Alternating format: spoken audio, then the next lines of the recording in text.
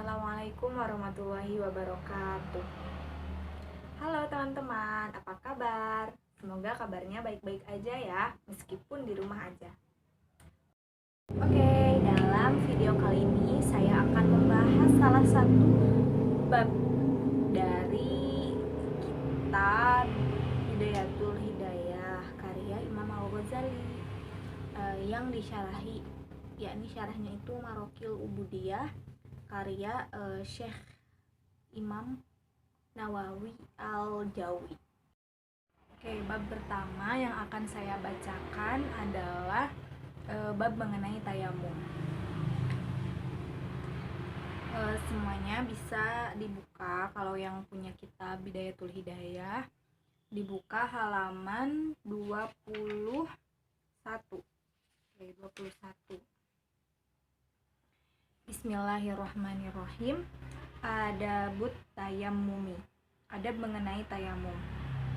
Fa'in ajazta, apabila kamu telah lemah atau tidak bisa an isti'malil ma'i, untuk menggunakan air, lifaqdihi, karena tidak adanya air, ba'dat tolabi, setelah mencari, auli udhrin, atau karena halangan, min marodin, dari sakit, auli maniin, atau penghalang, ada penghalang, minal wusuli ilaihi, untuk sampai kepadanya, min sab'in,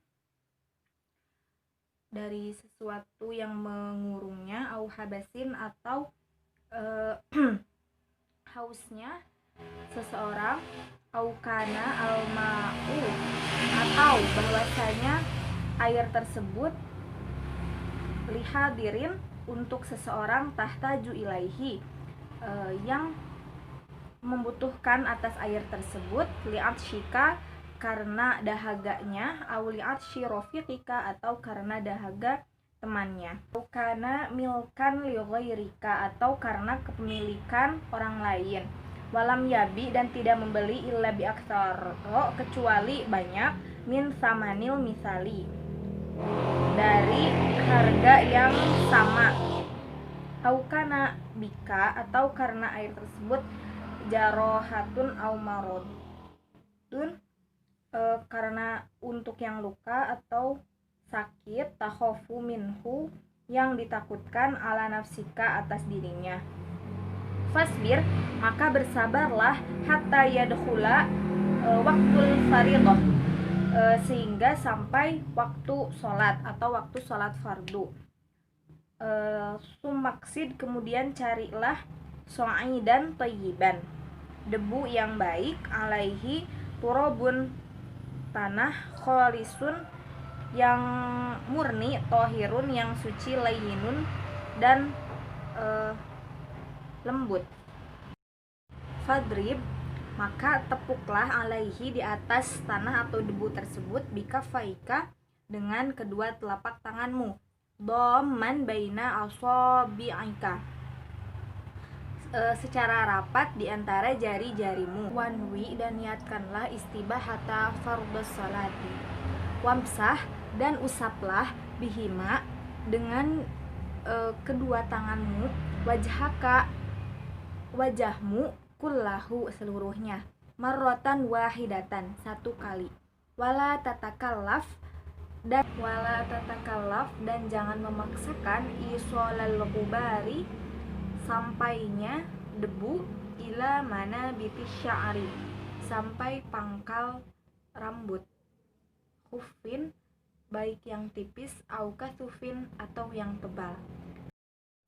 Sumanzi, kemudian lepaskanlah, khotamaka, cincinmu, wadrib, dan tepuklah, dorbatan saniyatan, tepukan yang kedua, mufarrijan baina aswabi'aka, merenggang di antara jari-jari tanganmu, wamsah, dan usaplah, bihima, dengan kedua telapak tanganmu, yadaika, kedua tanganmu, ma'a mirfaqoika, dengan kedua sikutmu. Fa'ilam tastau'ibhima, dan apabila kamu tidak bisa memenuhi keduanya, fadrib, maka tepuklah, darbatan ukhra, dengan tepukan yang lain, ila antastau'iba huma, sampai kamu dapat memenuhi keduanya. Sumamsah, kemudian usaplah ihda kafaika, salah satu telapak tanganmu, bil ukhro, dengan telapak tangan yang lain. Wamsah, dan usaplah ma baina asabi'aka, apa yang diantara dua jari-jarimu, bit takhlili, dengan kerenggangan. Wasolli, dan sholatlah bihi, dengan tayamum tersebut, fardon wahidan, satu sholat fardu, wamasyita, dan yang kamu kehendaki, minan nawafili, dari sholat rawatib. Fa'in aradta, maka jika kamu menghendaki, fardon sanian, fardu yang kedua atau sholat fardu yang kedua, fasta'nif, maka lakukanlah lahu, atas sholat tersebut, tayamuman akhor, tayamum yang lain. Oke, sekarang kita jelaskan dulu bab mengenai tayamum. Jadi tadi itu sudah dibacakan matan dari kitab Bidayatul Hidayah mengenai bab tayamum.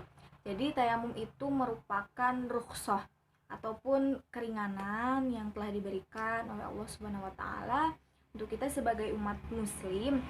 Jadi jika kita tidak menemukan air atau emang musimnya lagi musim kemarau, bener-bener nggak ada air kecuali mungkin buat minum itu juga sedikit, nah maka kita bisa melakukan tayamum. Ataupun karena sakitnya misalkan sakit yang jika kena air maka itu akan beresiko, misalkan kayak cacar air. Nah, cacar air itu jika kalian atau salah satu dari kalian siapapun itu menderita cacar air, maka itu bisa dengan tayamum. Jadi nggak wudhu nggak apa-apa gitu. Ataupun mungkin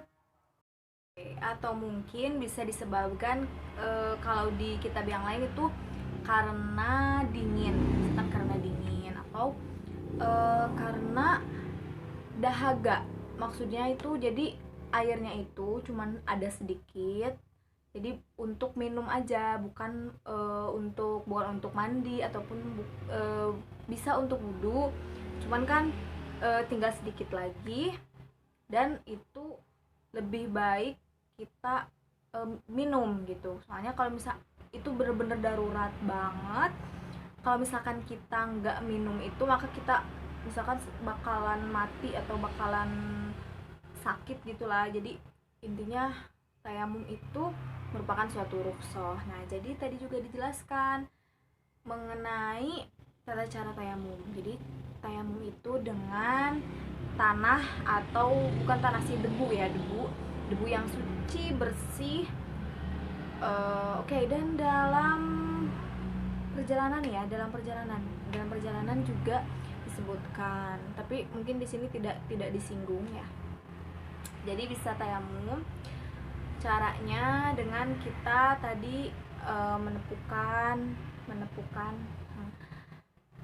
telapak tangan kita kepada debu tersebut. Nah, terus kita ratakan ke seluruh wajah kita. Yang pertama wajah, terus yang kedua itu tangan. Mungkin teman-teman udah tahu lebih dari saya, sudah tahu ya melebihi saya mengenai tata cara tayamum. Nah, jadi intinya tayamum itu sebuah rukhsah. Terus tayamum itu hanya untuk satu kali sholat fardu. Jadi untuk satu kali sholat aja, misalkan kayak zuhur kita udah tayamum, terus nggak bisa lagi tuh dipakai buat asar tayamumnya, meskipun kita nggak batal. Jadi harus ulang lagi tayamumnya, seperti itu.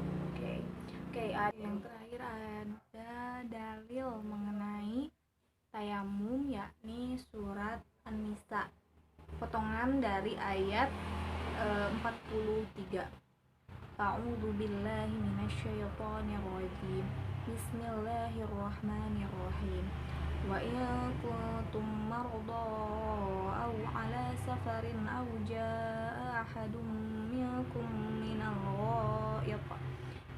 gha'iqi aw lamastumun nisaa falam tajidu ma'an تيمموا صعيدا طيبا فامسحوا بوجوهكم وأيديكم إن الله كان عفوا غفورا. Sadaqallahul adzim. Artinya, adapun jika kamu sakit atau sedang dalam perjalanan atau sehabis buang air atau kamu telah menyentuh perempuan sedangkan kamu tidak mendapatkan air, maka bertayamumlah kamu dengan debu yang baik atau suci. Usaplah wajahmu dan tanganmu dengan debu itu. Sungguh Allah Maha Pemaaf dan Maha Pengampun. Sadaqallahul benar Allah dengan segala firman. Jadi perintah tayamum juga sudah jelas di dalam Al-Qur'an. Jadi benar-benar dalilnya kuat.